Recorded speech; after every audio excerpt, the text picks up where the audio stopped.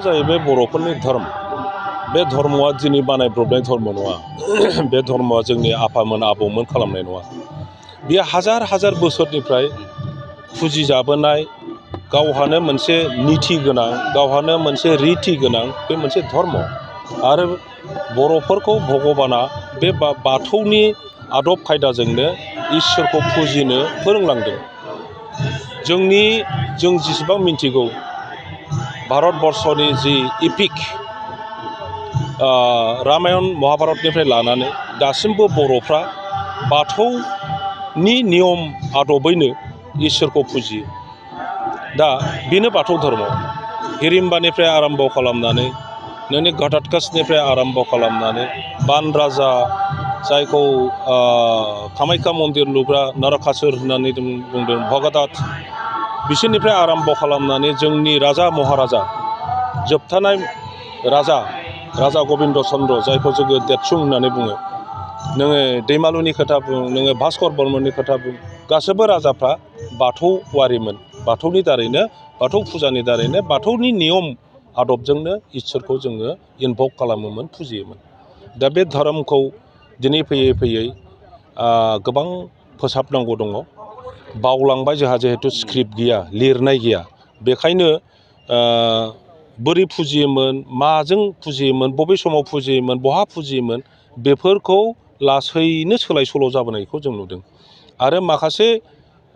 दिनैनि सभ्यता मोनसे माबायाव समावहाय मानसिफोरनो जेरैबायदि नांगौ जाय धर्मआ बेखौ होयो बेनि प्रतिनो आकर्षण जायो दा जोंहा बाथौ धर्मआ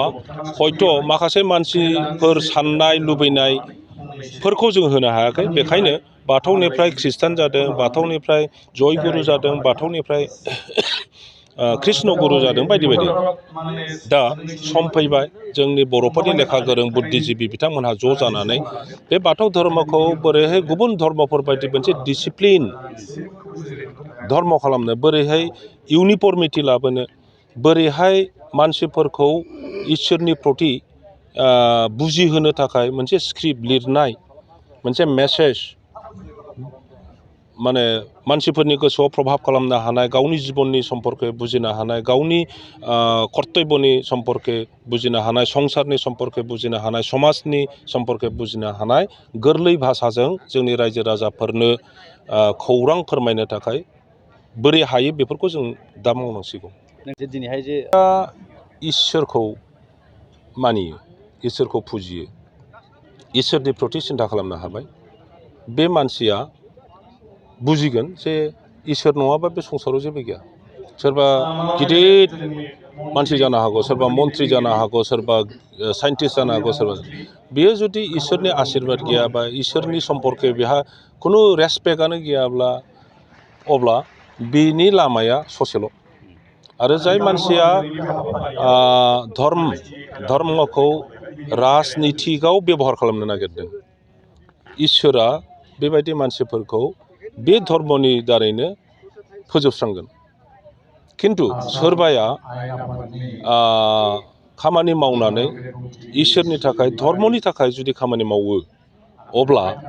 इसोरा बेखौ अननानै बिनि खामानि मावनाय कर्मखौ रेसपेक्ट होनानै बिनो आशीर्बाद हरगोन बियो सासे गिदिर राजनिति नेताबो जानो हागौ गोनोखो जेसेबां गोनोखोनि देरसिन सुबुंफोर दङ बिथांमोनहाबो इसोरखौ गाबज्रिखायो इसोरखौ गाबज्रिखांनानैसो गावसोरनि रिसार्च वार्कखौ बिथांमोनहा मावो नोङो